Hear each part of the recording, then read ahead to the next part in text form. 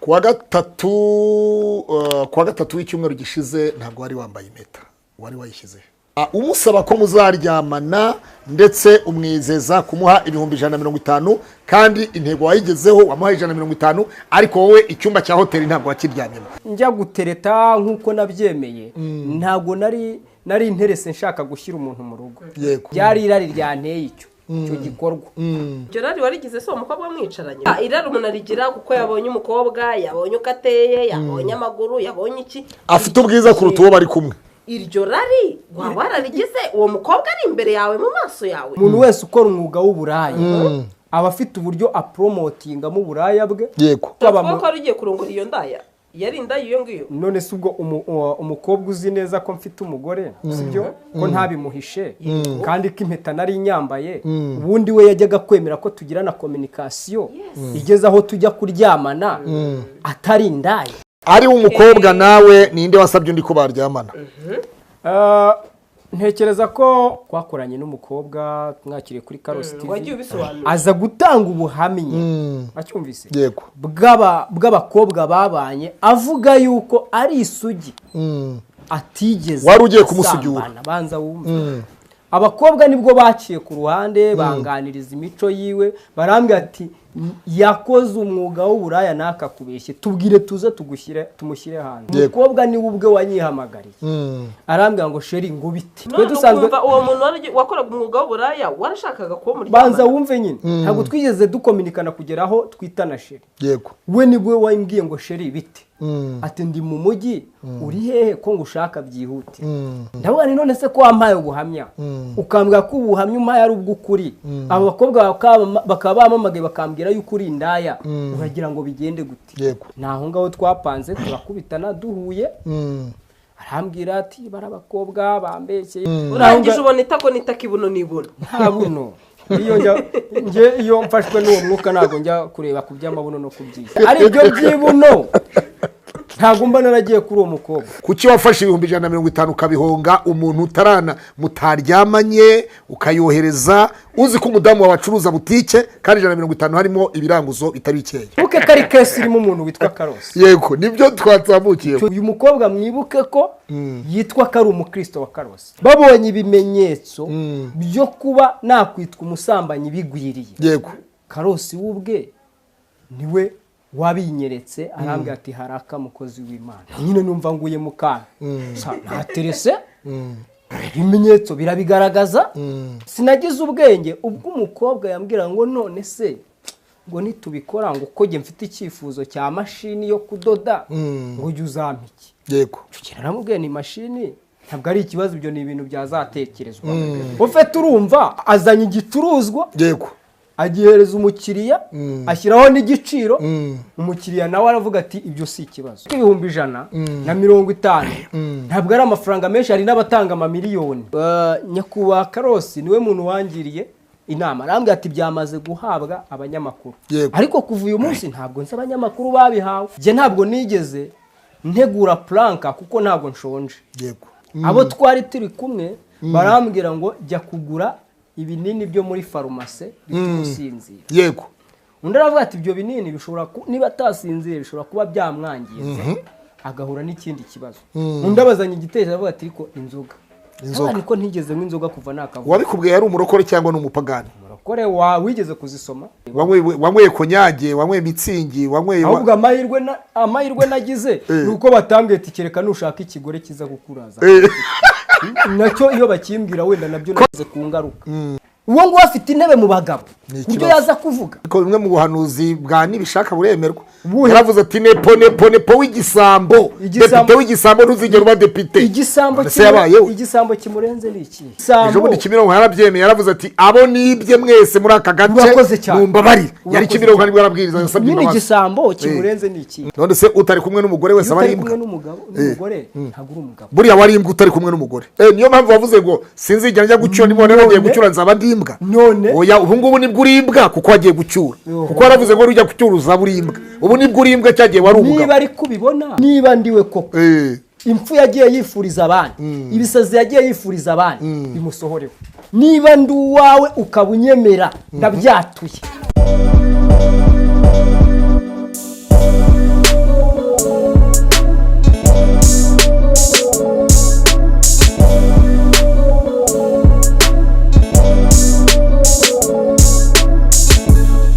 mudahwema kudukurikirana umunsi ku wundi kuri izi channel zitandukanye, wenda navugamo izo nzi harimo Ikaze TV Rwanda, Gasaro TV, Kiranuka TV, kuri Nyako TV, Ndimba TV na Jesus arahari.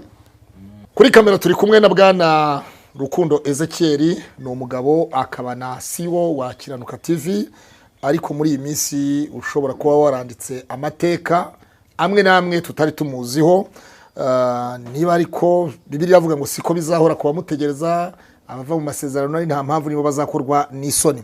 Rero havuzwe byinshi, turavuga kuri Nibishaka Theogene wahangaye urugo rwa Ezekiel, turavuga kuri Karosi na Ezekiel, turagira kuri Justin na Ezekiel, memu tugere kuri Gasaro na Ezekiel, n'utundi ni ibintu bitandukanye. Bwana Ezekiel turakwakiriye. Murakoze cyane, Imana ibahe umugisha. Nanjye nishimiye ikaze mu mpaye. Kamera zo ndabona ari nyinshi, wagira ngo mwari mwabiteguye. Umeze neza ariko? Meze neza, nuko nsanze ndi umunyacyubahiro. Ntabwo nari nzi ko perezida yatinyuka kubaza cyangwa ariko byose biva mu gaciro Imana iba yarahaye abantu. Ntiwigeze ubona se Deje wa RBA muri ntuze muri mu nteko y'amategeko, ni His Excellency yaramubwiye ati niba ari muri confession ati barore gira utubaze twese. Birashoboka ko ngiye kuzamuka mu ntera nkava muri ya ntuza mwari mwampaye, wenda mukanshyira ku yindi ntera kugira ngo tujye tubasha oya revu uriho n'ubundi kwemera kuba muri guverinoma y'imihanda. Bwana Ezekiel rero umeze neza? Ashima Imana yaremye isi n'ijuru, Uwiteka araturinze. Kuwa gatatu w'icyumweru gishize ntabwo wari wambaye impeta, wari wayishyize?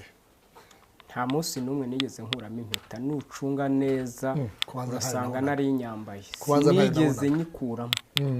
Niyo ngiye kuryama n'ahantu hose no muri douche mba nyambaye, naguze. Ntabwo uyikuramo rwose? Uyigumizamo rwose. Gusa ibyo bintu bibahora? Ntijye mvamo, dore ngiyi. Uyigumizamo cyane? Uyigumizamo 100%. Juste ayigumizamo. Simpeta kereka niba hari ikindi uri kuvuga nka perezida ntazi, ariko mbajije impeta sindayikuramo n'umunsi n'umwe kuva madamu yakayinyambika kugeza uyu munsi. Bwana Ezekiel wagiranye ikibazo na Wihoreye François ariwe Karosi, ufite channel yitwa Karosi TV. Ubwo Karosi yajyaga agukubita kuri channel ye yitwa Karosi TV, avuga yuko afite audio zawe, afite screenshot zawe z'ubusambanyi ubwo ateretaga umwe mu bakobwa biwe bo mu cyumba cyiwe cy'amacuzi, umusaba ko muzaryamana ndetse umwizeza kumuha 150 kandi intego wayigezeho wamuha 150, ariko wowe icyumba cya hoteli ntabwo wakiryamyemo. Ubundi icyo gihe ujya kubikora wakundaga umugore wawe, cyangwa se icyo gihe umugore ntiyaguhaga nkuko birivuga ngo nimukimane kugira ngo shitani tabateze ibara ry'ubusambanyi?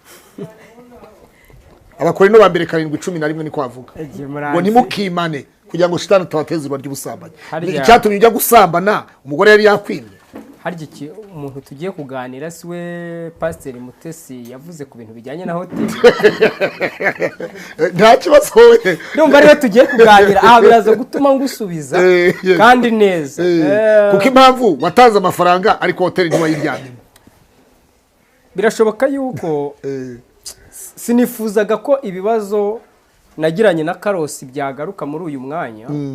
Hari impamvu haraho turimo turerekera. Nekereza yuko twabyiyunzemo kandi kumva yuko birangiye, ariko kubera ko ari cyo kibazo mbajije, umugabo wari we wese nubwo twakwiyorobeka turemanye ikintu cyitwa irari. Munsi y'umukanda nta cyubahiro. Yego, ni nkuko n'umugore uwo ari we wese aremanywe kurebwa akifuzwa n'undi uwo ari we wese, usibye ko umudamu ashobora gufunga iryo rembo uwo mugabo wamwifuje yakwinjiramo. N'umugabo rero niko yakagombye kumera. Yego, ntabwo ngewe njya gutereta nkuko nabyemeye, ntabwo nari interese nshaka gushyira umuntu mu rugo. Yego, iyo nza gutereta nshaka gushyira umuntu mu rugo byari kuba bisobanuye ko namusimbuje madamu wanjye. Yego. Ntabwo ariko byari bimeze, ryari irari ryanteye icyo gikorwa. Ari nacyo navuga ngo umugabo wese ukora icyo kintu aba akoze igikorwa cyitwa icy'ububwa. Iryo rari warigize so umukobwa mwicaranye bitumye mitaza muri iki kiganiro bitunguranye. Sinshaka wenda yari giturumbuka mu rudo. Sinshaka gusobanura byinshi. Oya tubwire bisobanuye kuko wenda byaho ibintu byahereye kuko ndakeka ni umukobwa irari umuntu arigira kuko yabonye umukobwa, yabonye uko ateye, yabonye amaguru, yabonye iki, afite ubwiza kuruta uwo bari kumwe. Iryo rari waba wararigize uwo mukobwa ari imbere yawe mu maso yawe. Ntekereza ko irari ntabwo rigira ikintu rigenderaho. Irari ni umwuka uturuka kuri Satani. Icyo mugomba gukina. Iyo Satani rero aguteje irari ntabwo umenya ngo iri rari ryari rigendeye kuki.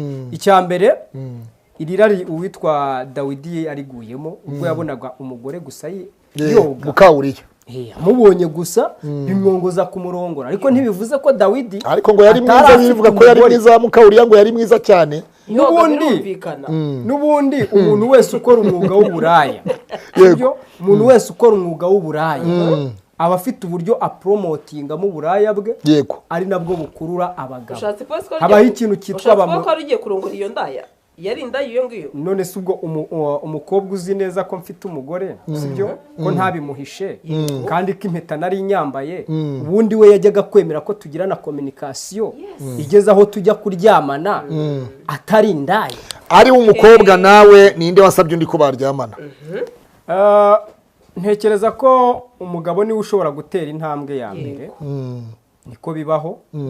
Ariko byari bigendeye ubundi ku kiganiro twakoranye n'umukobwa mwakiriye kuri Karosi TV, aza gutanga ubuhamya acyumvise bw'abakobwa babanye, avuga yuko ari isugi atigeze. Wari ugiye kumusugura banza wumve.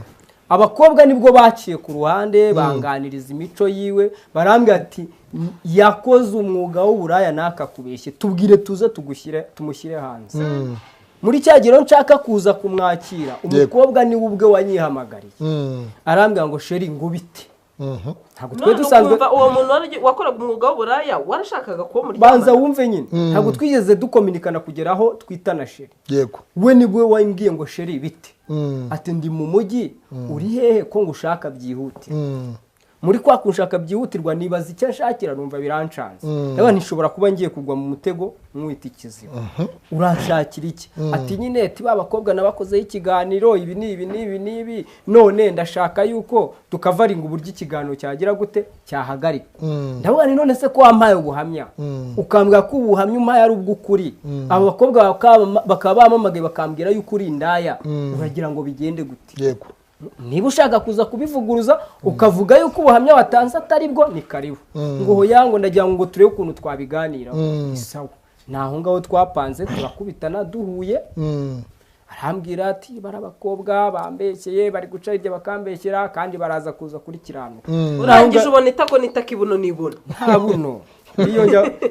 Iyo mfashwe n'uwo mwuka ntago njya kureba ku by'amabuno no kubyita. Bwana Ezekiel icyo ari ibyo by'ibuno, reka nsubize, ari ibyo by'ibuno ntago mba naragiye kuri uwo mukobwa. Wese ufite ritoya.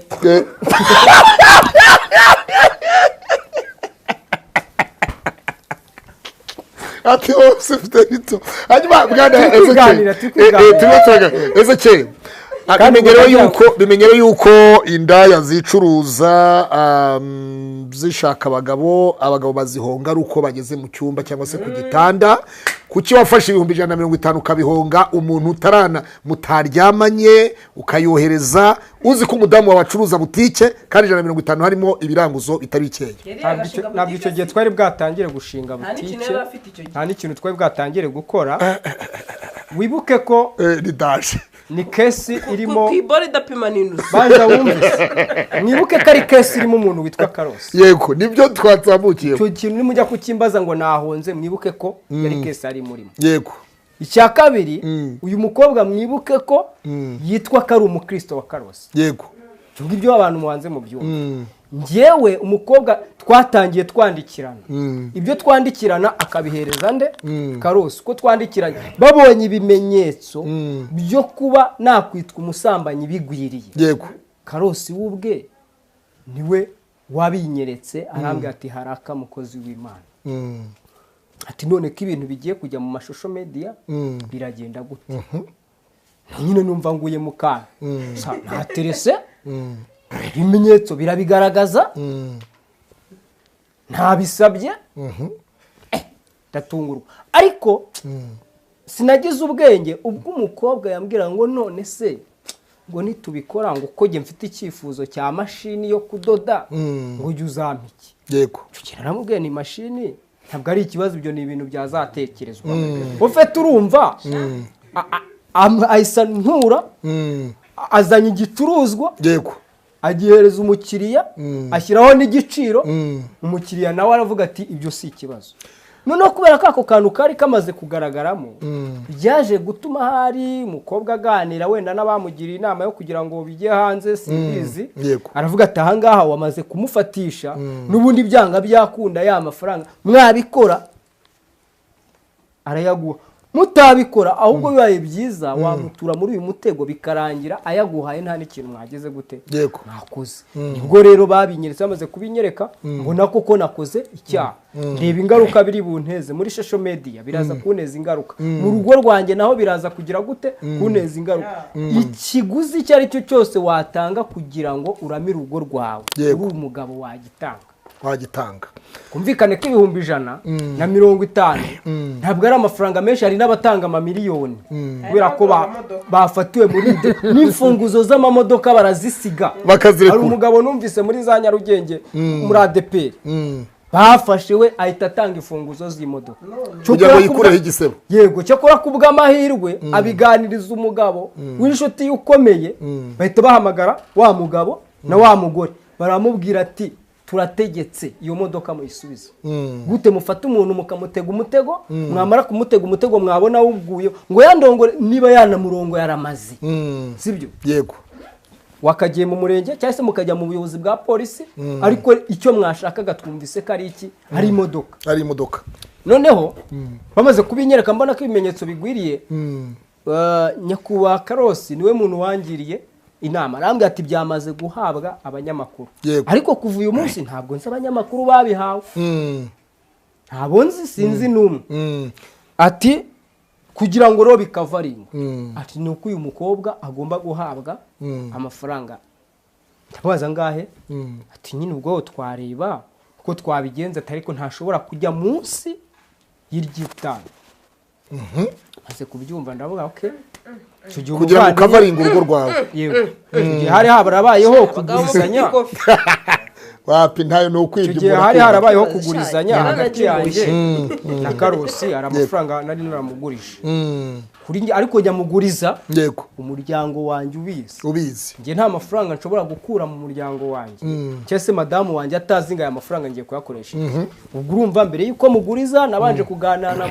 na madamu tumaze kuganira muha amafaranga madamu agize gute abizi hanyuma rero nibwo namugeni rero hari amafaranga mfitiye uze wowe ushakishe uburyo wabya arambwira ati wigira ikibazo ni ibintu n'ubundi bindi mu maboko yego sawa ndabimusigira arabikema kuva uwo munsi sinongeye guhura n'uwo mukobwa ngo turi kuganira ibindi n'ubu iyo duhuye mu muhanda atambuka afite isoni nanjye nkatambuka ukwanjye nkikomeza akabazo k'amatsiko tukiri ku mafaranga kuvuze ko nta faranga rishobora gusohoka madamu atabizi madamu yaje uha amafaranga 100,000 uwo mukobwa ntabwo njye nigeze ndambura amafaranga ndahereza nuvuga ngo ideni Karosi yaragufitiye ryahise rihinduke yakemuje ibyo ngibyo umugore wawe wari uzi ko wagurije Karosi ntabwo yakubazaga ati amafaranga Karosi ntayagusubiza azayagusubiza iyo yabimbazaga cyane ko hari igihe twageraga muri crise ikeneye amafaranga iyo yabimbazaga naramubwaga nti hari uburyo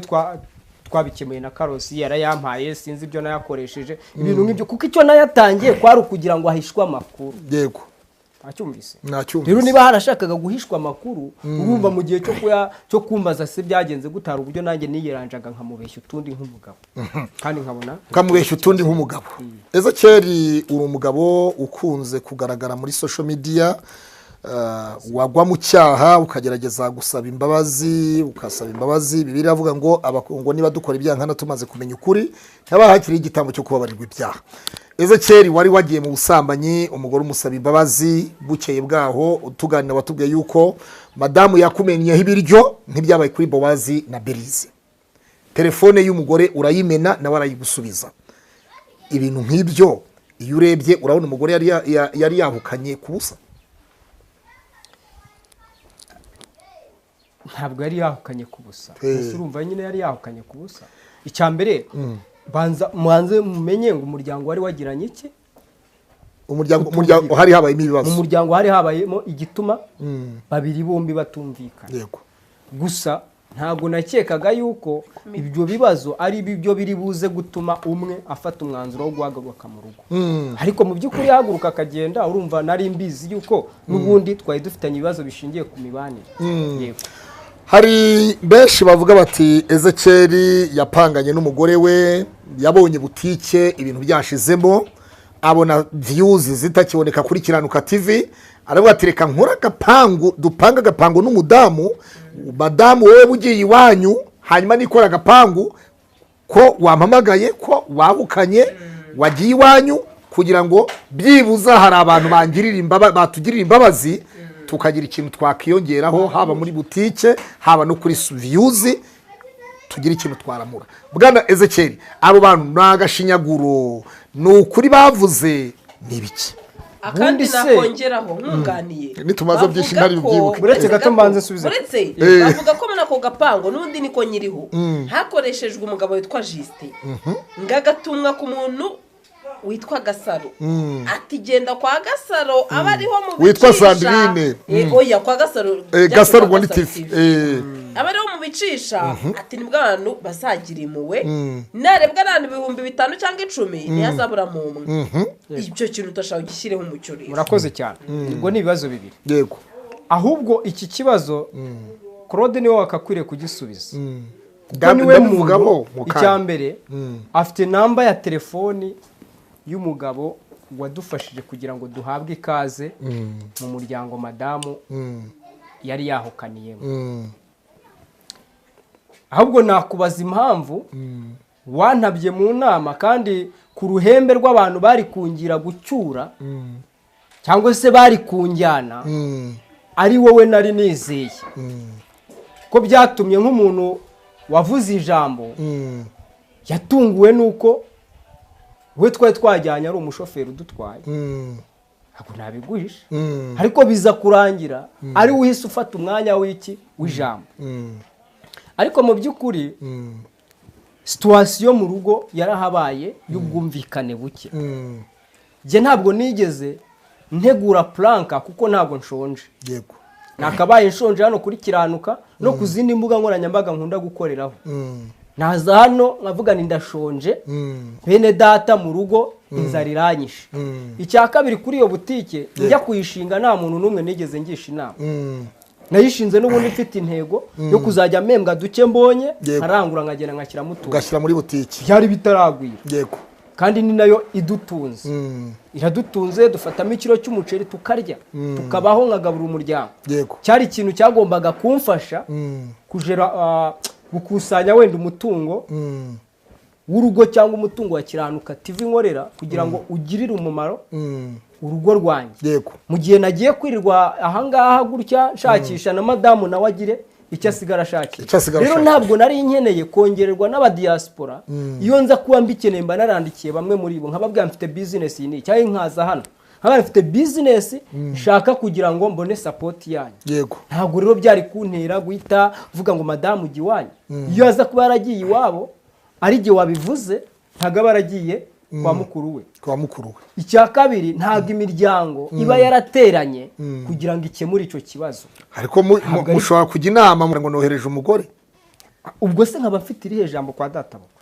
Ni ikibazo nyine kuba nyine nkaba mbikoreye iki njya kwigayisha kwa databo. Ni ikibazo twese twaribajije.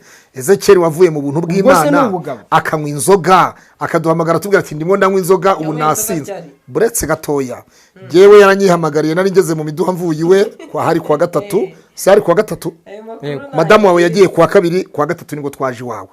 Hanyuma ampamagara tugeze nari ngeze mu miduha arambwira ati pastor ati ngiye kwiyahura umwana wanjye ntumuzi uzagerageza ati wamubonye naje iwawe na madamu mwagize aniveriseri ningira amahirwe nugira amahirwe ukazamburira madamu umwana wanjye uzamumenye ati ndakwinginze nari ntarasoza gusubiza ariko kuko nari ngeze ku kibazo cya kabiri nabajijwe kijyanye cya Sadrine. Yego Pasiteri Justin ni umwe mu nshuti umuryango wanjye uzi by'umwihariko madamu kuko adusura kenshi kandi natwe tumusura kenshi. Yego ndibaza ko njye mu bantu nzi nibwiriye yuko ngeze mu rugo madamu akagenda uwa mbere ni Pasiteri Claude. barampamagaye nandi kuri kamera mpita nyikura ndakubwira ni kupa kamera narazikubye iyo iza kuba ari planka ntabwo mba narabikubwiriye kuri kamera nyine. niyo byantangaje no kuba njyewe narakubwiye ko uri kuri kamera yego kupa kamera ubwire situation igize gute imbaye nayo ndongera amamagara musaza we aho yiga i Butare mpamagara b'umuryango we bamwe babashije kunyitaba abandi ntibanyita ariko mpita mbona ko bishoboka. Justin wamuhamagaye ari nk'uwakangaye? Justin ndumva ari we wampamagaye arambaza ngo ibintu numvise niko bibaye koko madamu wawe aragiye. Rero ntago mu bintu natojwe nigeze ntozwa kubeshya mu kintu kigaragara.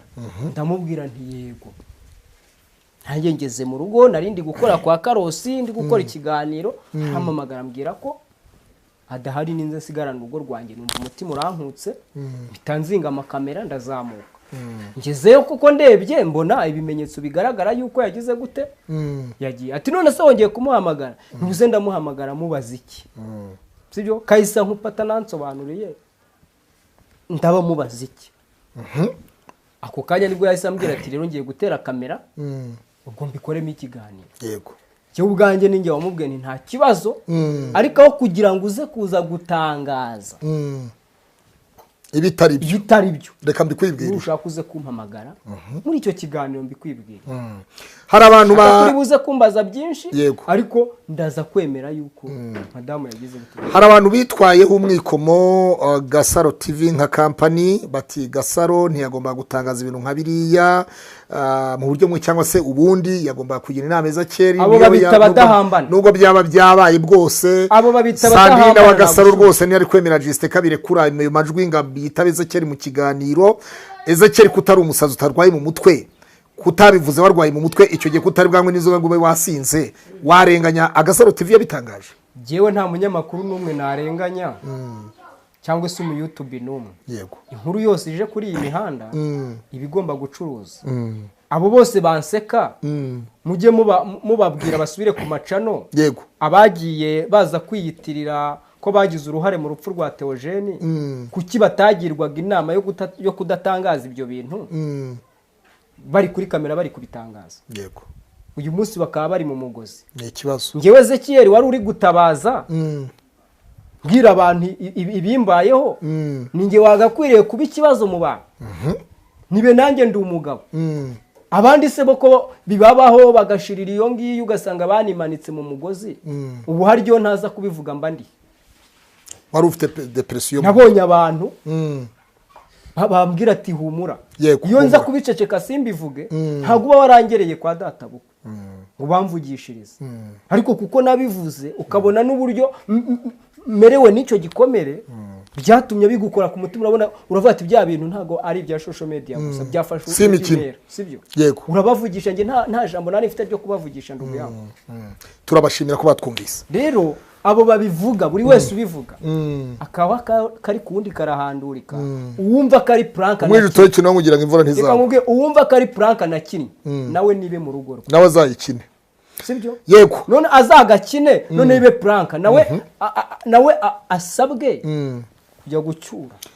Abandi bati saa 5 n'igice saa 6 z'ijoro Justin ahurura na channel ya Gasaro TV baragukimuza. Oya reka nikubaze buretse hari benshi babyibaza hari benshi babyibaza ni umudahamana nta rukundo afite n'umudahamana niba abantu baraje kunsura saa 5 z'ijoro ntabwo ari ikibazo ariko nanubwo sibyo ubwo bugoryi bwabo bureke saa 5 z'ijoro nibo nabonye nk'inshuti twebwe na nubwo baraza tugiye ariko barampumuriza tugiye mu kiganiro bazana kamera yego reka rimwe arabyivugira Wanyumvise? reka wowe byihorere Bazanye twe kamera. turashaka nyir'ubwite yego nibwo bo bangira inama ndavuga ni njyewe sinjya mbasha guhisha yego ikintu kimbayeho cyaba kibi cyaba cyiza sinjya mbasha kugihisha yego arambwira ati rero aho kugira ngo ikiganiro uzagihereze n'abandi natwe tuhageze Yego. natwe twihera ikiganiro Yego. ndavuga ni rwose mutere kamera icyo cyadutinyiye twese tuzinduka tuzi wabyumvise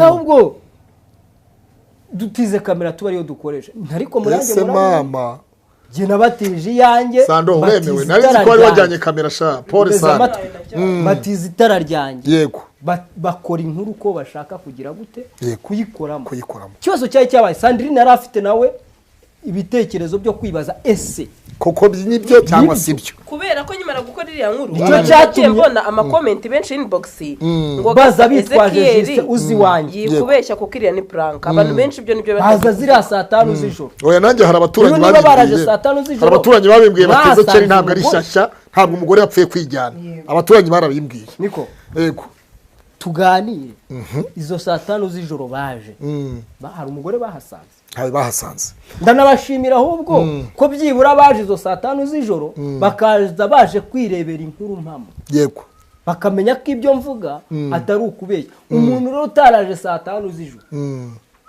wowe wikwirirwa umutaho umwanya n'ibitekerezo byiwe umunyarwanda yaravuze ngo uwo atabonye kumva ya nyina ntazamure uwo ntabonye muri kirya gihe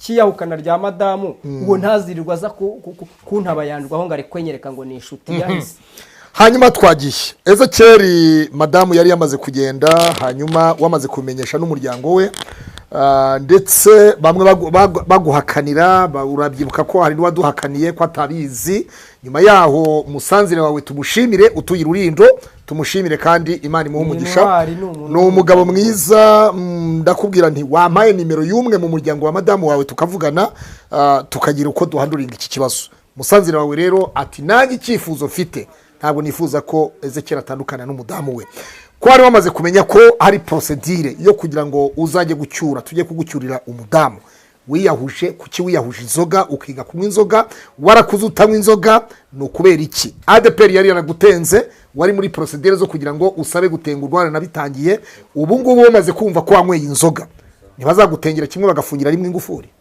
ntibashaka bashyiraho bodyguard zizatuma ntabasubira mu rusengero urumva byaba ari byiza se none se ko ari byo bahisemo ubundi bagiye kunti nyuma y'itora ari urukundo bamfitiye tubwire ni gute wanyweye inzoga rero murakoze yadepera abantu birirwa bakangisha birirwa bayikangisha n'ibinyanze baranyanze ntibateze no kunkunda yego uko banyanze nabo niko ijuru rizabanga uraje uzureba imyaka iri imbere nabo baraje baname bose se cyangwa ni bamwe mu bashumba umuntu wese uzi ko yagize uruhare rwo kuntina inyuma y'itorero anshinja ko nahanuye ariko umuvugizi ntabwo ari nawe aramaze ko bari urakayise tuve mu nzira wangu ko bari iyo urakayise uzanyemo ibya ADPR ubu nteye ikindi gikomere Paul sana tubwire ni gute wanyweye inzoga rero za igitekerezo cyaje gute iryo nari ryaje gute Ezekiel utarumenyereye mu nzoga wakizanye. yego urumva nari naraye nkanuye ijoro ryose ntekereza niriwe nkanuye ijoro ryose abantu bajya bicwa yego n'ibitekerezo ugasanga umuntu imitsi y'ubwonko iraturitse yego nabajije bagenzi banjye ndababaza ngo ni iki nanywa cyatuma ngewe mbasha kubona ibitotsi ngasinzira abo twari turi kumwe barambwira ngo jya kugura ibinini byo muri farumasi bituma usinzira yego undi aravuga ati ibyo binini bishobora niba atasinziriye bishobora kuba byamwangiza agahura n'ikindi kibazo undi abazanye igitekerezo avuga ati ariko inzoga niko ntigeze nk'inzoga kuva nakavuga wabikubwiye yari umurokore cyangwa ni umupagani umurokore wigeze kuzisoma uzizi neza aguha inama yo kunywa inzoga arambwira ati inzoga numvise angiriye inama y'inzoga ku muntu ufite ibyo bitekerezo ntabwo ndi bujye kureba ku by'ubukristo wawe yego hari wanyweye hari ibintu ngewe ntari buze kujya kureba wanyweye konyage wanyweye mitsingi wanyweye ahubwo amahirwe nagize ni uko batambwiye ati kereka nushaka ikigore kiza gukuraza nacyo iyo bakimbwira wenda nabyo nagize ku ngaruka arabizi kari we musambanyi urenze njye narateretse ndaza ndabyemera ndavuga nti Imana imbabarire uwo nguwo afite intebe mu bagabo kubyo yaza kuvuga ibyo aviregereza ntubizi ndabyibuka ibyo yakoreye uw'umusaraba TV agiye kumufatira ku ngufu mushiki we ntubizi ariko bimwe mu buhanuzi bwa nibishaka buremerwa yaravuze ati nepo w'igisambo depite w'igisambo ntuzigera uba depite igisambo kimurenze ni ikihe ariko yaranabyemeye ejo bundi Kimironko yarabyemeye yaravuze ati abo nibye mwese muri aka gace mumbabarire yari Kimironko nibwo yarabwiriza yasabye imbabazi igisambo kimurenze ni ikihe ubu ngubu koko arumva afite icyo kuvuga kuri Ezekiel kirahari tuze naze yicare ijambo yarifasha ariko urumva ndamuhaye karibu wamuhaye umwanya naze yicare tuvuge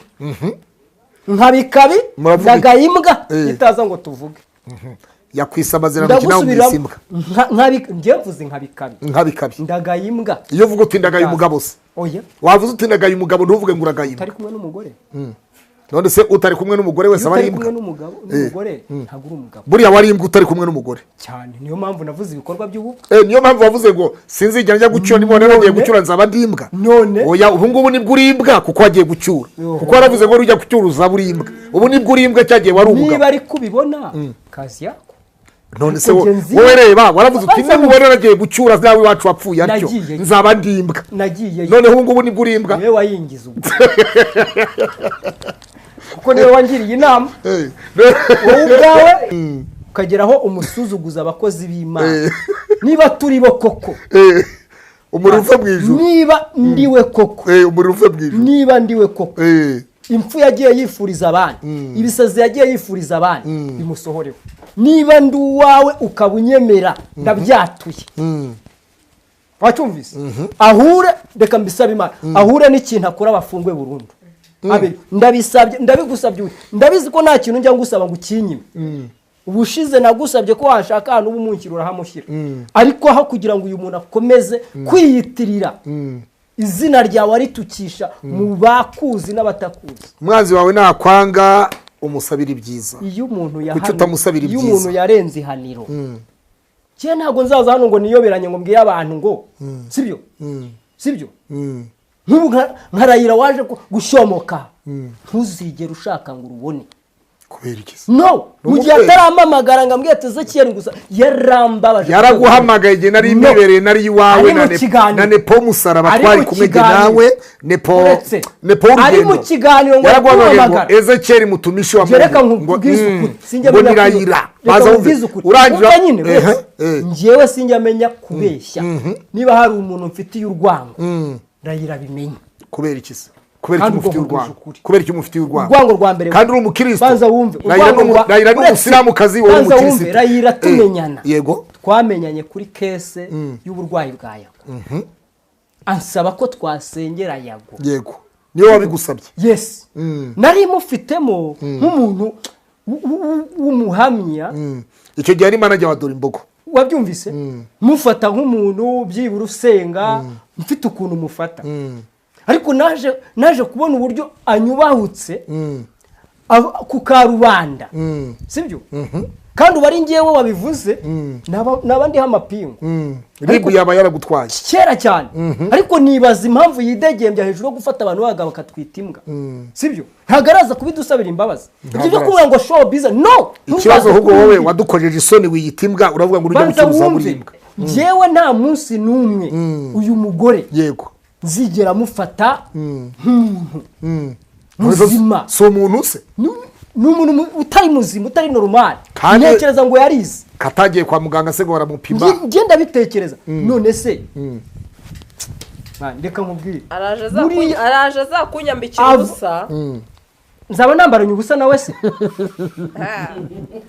niko hapa bakubwiye ko nzaba nambaranye ubusa nawe Mama Charlene yigeze kuvuga ko uzambara ikariso ko yakuguriye ikariso nibo bambara ikariso wakoze ikiganiro wambaye agakabutura gaciye kagufi kangara urwara iriya ni yakabutura Mama Charlene yakuguriye turigera mu mafi namwe nibo gakabye iriya ni kabutura y'ijezi ya siporo wacyumvise niyo nkora na siporo nikorera rero siporo abantu ntibazajya banavuga none se wari uri muri siporo ariya masaha wari uri muri siporo none se wumvise abashyitsi bakinguye iyo uryamanye n'umugore wawe urana n'iriya kabutura uretse iyo abashyitsi wumvise bagukinguje bakomanze usohoka wambaye iki ushyiramo kositimu none se wagira ngo utwereke ko ufite iriya kabutura ni saa tanu z'iki uzi icyatumye umugore wawe agenda ni uko urana n'iriya kabutura no ni saa tanu z'iki ni iz'ijoro nese ari gusohoka yambaye ubusa baza wumve nyine nk'abantu nk'umuntu wari wemeye ko mukorana ikiganiro karameri oya nk'umuntu wari wemeye ko mukorana ikiganiro yagomba guhita avuga ati reka ashyiremo agapantaro ne kwiha rubanda none wihaye rubanda harya ubwo reka nkubaze mbuze akantu igihe wanteruriraga muri ararume wari wambaye ipantaro ariko ntabwo wari wambaye ikabutura nyine igihe wanteruraga muri ararume ugashyira mu birere ariko uba warabyibushye iyo wagize umujinya ubu sinabishobora iyo hari ibitekerezo byinshi ufite ujya umuntu abasha kwikontorora kiragerega nta n'umujinya nari mfite ahubwo ngenda bikoze mbishaka muze guhindura batiri yabikoze mbishaka so turashoje bwana Ezekiel uyu munsi wa none abakoze kirya gihe cyose ufite uko yabibonye ambabarire ukurikiranwa n'abadogiteri abaprofeseri abashumba yego ni aba bantu batatu uwa mbere abyumvise uwa mbere ninde uwa mbere yego ni ingirwamuhanuzi yitwa nde uwo nibishaka ni ingirwamuhanuzi ni ingirwamuhanuzi kandi yarahanuye kuzasaruka barasaze ejo bundi umugore akagenda hari inshinge mwambonanye zo mu bitaro hano ntabwo inshinge arizo zigaragaza ko umuntu yasaze gusa yavuze ko uzambara isengeri warayambaye ntabwo ari isengeri ukora ikiganiro wambaye isengeri nimugafate ibyo kwa Nshwekure nta nubwo ibyo afite ari ibyo kwa Ryangombe nibe yanakagize n'ibyo kwa Ryangombe yego uramwiyamye umuhanuzi wa kabiri uretse gato umuhanuzi udafite ubwenge mu byahanura kugeza ubwo bimugeza mu rukiko akajya kurira imbere y'ubucamanza w'umugabo wiyita umugabo ngo yatumwe n'Imana yajyaga ko ari kunsekera kwivuguruza mu magambo we yaravuga ngo niyo ngo ibyo mana ngo nubwo byancisha umutwe ngo bakawukegeta ntihari yanyandikiye message ndamubaza ni yanyandikiye namaje ni kuki namaje ni kuki use ko umugabo mugenzi wawe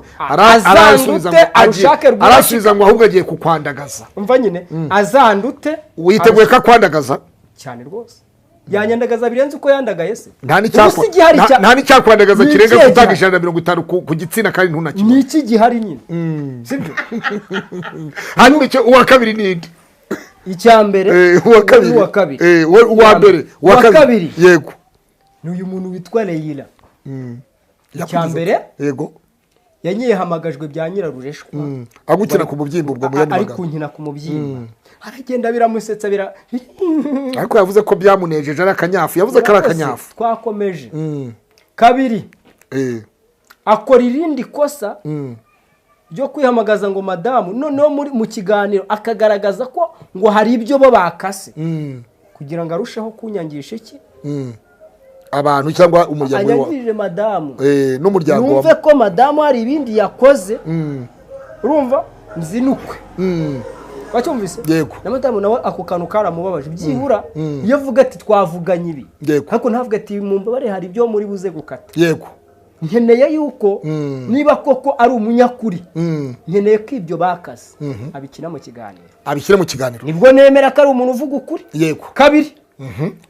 umugore yavuze wo muri karitsiye yego namuzane kuri kamera ibintu byo kuvuga ngo ari gushaka ntabwo umuhoza asateye umugongo oya aho reka ngisobanure jewe narakubwiye ngo oya buretse banza witondere ariko wakwitunze genda bishaka yego sibyo avuga yuko azi kuyatara namuzana mwicaze kuri kamera avuga amabi ya Ezekiel ngo genda ashaka gukira shika kwihana yego havayo wese uri kumva yego ibyo nabyo nashyire hano avuge yego uwa gatatu oya wimuvugira ntabwo ndi kumuvugira utiteranya nanjye ariko wari kutiteranya avutiteranya uwo mugore uramuzi uwo mugore se genda muzi yego niba umuzi uwo mugore Ezekiel ahakana uwo mugore arahari witwa nde uretse gato ndamukeneye umva uko yamubwiye yego n'amajwi njyewe Muyame. buretse itonde narayiyumvishe Yego. Muyame. uwo mugore yaramubwiye ati kariya kagabo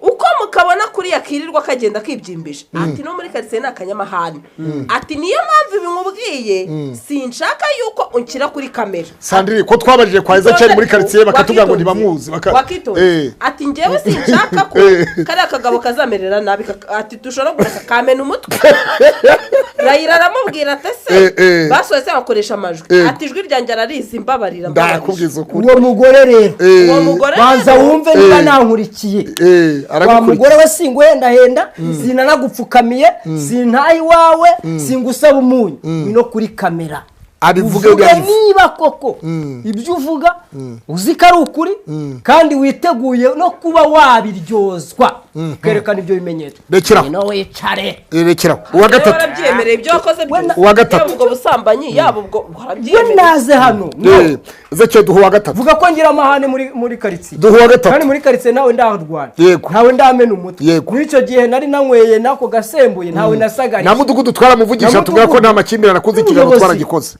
n'akagari uwa gatatu n'umurenge uzi ko umuntu wa gatatu uwa gatatu ni mama Sharirene watangije urugamba rw'ikariso rwo kutwita amagobe yego akavuga ko naguze ikariso yazaga zikuguriye yanguriye ikariso ibyo byose akabivuga ubu ni uwa gatatu ariko we ntazo wamuguriye se wamugurisha uruji yakuguriye ikariso ya mama Sharirene nyine nazimuguraga n'umugore yakuguriye ikariso umugurisha urujipe ni umugore wanjye se kubera iki se none se we yakuguriye ikariso uri umugabo si umugore wanjye wamuguriye Rod Bono we niba Rod Bono niba fasha bayita guki Sandrine fasha bayita guki bayita gute pastor bayita Rod Bono ni lobe de nuit Rode Benui Robe. Lobo mutaza Shakara kubifata nk'imikino yego nta mikino aba bantu uko ari batatu nta na kimwe bakora none se buretse gato pastor uri gutinya kumubaza mama Sharirene umuzana mute bifite aho bihuriye n'usenyuka ry'urugo rwawe umuzanye muti hari urwandiko rwanditsweho ntabwo ubizi dusoze hanyuma bwana Ezekiel nta kibazo bwana Ezekiel umugore wamaze kuza wahishe Pastor Justin ntiwamuhamagaye nk'umuntu waguherekeje kujya gucyura nicyo sorezaho warampamagaye genda ari kuri gahunda yo kujyana nkubwira ko mfite gahunda muri ribu zitari bwakemuke nari mfite gahunda zigeze muri 2 mu bigo bibiri bya ribu bitandukanye ariko hose hitwa ribu mu masaha atandukanye hanyuma uza kwifashisha bamwe harimo umukameramani wa Gasaro TV harimo Pastor Justin harimo na Sandrine ngira ngo mwarajyanye amakuru nifitiye yewe hafi aho gaho ikibazo cyabonetse Justin bivugwa ko mugezeyo yahise agira izindi gahunda zitunguranye atari yateganyije zatumye avayo hanyuma arabasiga aragenda ariko uvuyeyo ntiwamubwiye umwanzuro wafashwe uko byagenze nyuma yaho atungurwa no kubona ikiganiro wicaranye na madamu utaramuhamagaye uti rero mugenzi inshuti yanjye byageze gutya twagarutse ubu turi mu rugo ariko madamu turategereje azataha nyuma y'aho madamu atahiye ntabwo yigeze umumenyesha nk'umuntu w'inshuti yawe wahamagaye ngo mujyane gucyura ibyo bintu Justin byaramubabaje yewe ntabwo nyamisha ibintu Justin yarabimbwiye kandi nanjye byarambabaje najyaga nkubaza nti madamu naraza nakubaje kwa gatatu umbwira ko azaza ejo ku cyumweru kandi umugore wawe yari yaje kubera icyo waduhishije ugira ubuntu buke no banzureke ni ubuntu buke ugira ni umwete muke ni ukwibagirwa ni ibiki kugira ngo ni stress wagize niki iki kibazo tugihanduringe kirangire ubundi se Justin uri hafi Justin uvuze yuko yahansize yaragusize niba yaragiye akarara atambajije uko byagenze niba urugendo rwatubereye amahoro yego bugacya mu gitondo ntambaze ubundi ubwo kumubwira ko madamu yatashye byari kumumarira iki kubera ikiza si umunezero nyine yadusize ku rugamba banza wumve wamuhamagaye umugore yagiye urayumva kubera impamvu icyo utambwiye uti madamu aragarutse duhereze imana icyubahiro nyine tukomeze kubera impamvu yagaragaje aradusiga kuri urwo rugamba kandi azi icyatujyanye siko bimeze ntabwo yakumenyesheje ko afite indi gahunda mugenda gahunda yari imutunguye n'umuntu wari uje sinzi ibyo yaraje kumukorera mu rugo bituma agenda tuvayo yego umugoroba ntiyampamagara ngo ambaze ati urugendo mwagiyemo ni amahoro mwabaye amahoro uracya mu gitondo ntiyambaza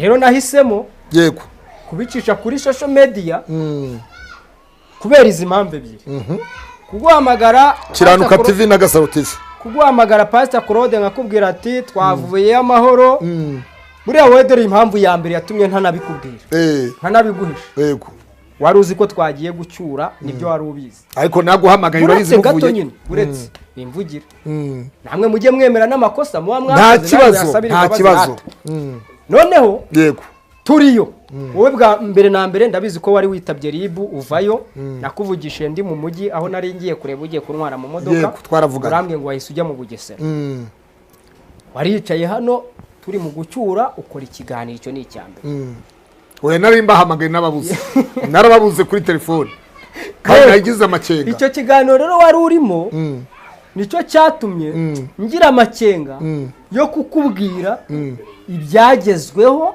acyumvize na gahunda n'imyanzuro yanzuwe kuko numvaga ko uri buhita ubitangaza byanga bikunda bikaba byazamura undi mwuka ntazi bikaba byatuma madamu adataha kubera ko ibyakorewe iriya byatangajwe icya kabiri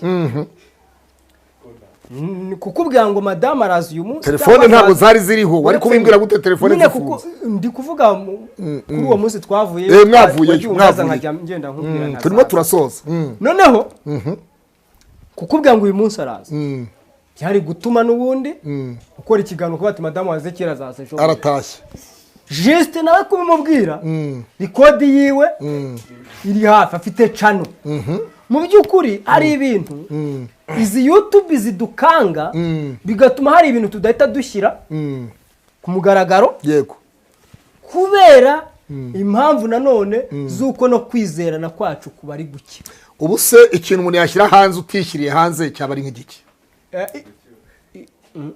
nk'ikibazo cy'uko telefoni zari zifunze zari zizimije reka reka baze gutema amakuru rero sasa uretse gato nk'umunyakuru mbwira uti nibyo cyangwa si byo mugezeyo kubwa n'icyatumye Jista itagenda mugezeyo amakuru ugenda yikwegera mu minara yanjye batinye Jiste umugore wawe yatanze amakuru avuga ngo uyu mugabo akunda kuri codinga bazi ubyumve hanyuma babasaba ko nta record zigomba gukora ibyo biba ngombwa ko mukuraho telefone yari iriho ni telefone y'umukameramani wa Gasaro na Sandrine ngewe Ezekiel Rukundo ninjye ubwanjye wifuje ko telefone zivaho kuko nari nzi yuko nagusize inyuma kandi nari mbizi yuko isaha n'isaha ugomba kuduhamagara kandi uko nabiketse nuko nazamuye icyo gitekerezo niko byagenze turabashimiye mwese rero abari gukurikiranye izi chano amahoro y'Imana bari namwe ciao ukatinge twashora ikiganiro reka ngisubize iki kiganiro cy'uburyo ikiganiro cyakozwe na Gasaro mwumbabarire uburyo ikiganiro cyakozwe na Gasaro banza wito nkuko mubizi bene data nkuko mubizi ndi muri Amerika Pastor Claude yarankwepye Gasaro abana nanjye muri iyo situation ntabwo nagukwepye uretse nibwo buryo mbivuze ntabwo nagukwepye bigitangira kugeza irangiye ni nawe muntu wamaye rifuti narwo mari yanyemereye ifuti yo kujya kunzanira madamu ariko kubera ko Gasaro yari ari kuri gahunda yo kujya kumunzanira nk'umuntu twari turi kumwe muri iyo situation yose kandi akaba yarabyemeye akaba ati rifuti izamuzana ninjye yaragiye aramunzanira tumugejeje mu rugo nge ninjye wazamuye igitekerezo ndavuga rero tubwira abantu yuko madamu ageze gute ahageze ati none se tubikore mu buhe buryo ndavuga ati nge ndumva twakora akaganiro nubwo kaba gatoya abantu bagahita bagira gute babiboneraho nibwo twateye uhita umutwika mitana na mutwika telefone wahaye umudamu wawe mu kiganiro kuki wahereye umugore wawe telefone mu kiganiro wari usanzwe ubikora mu kiganiro muri social media nemeye yuko nangije telefone ya madamu urakoze cyane Imana y'amahoro ibaho umugisha mwese ntangariza abantu bye nyishyuye murakoze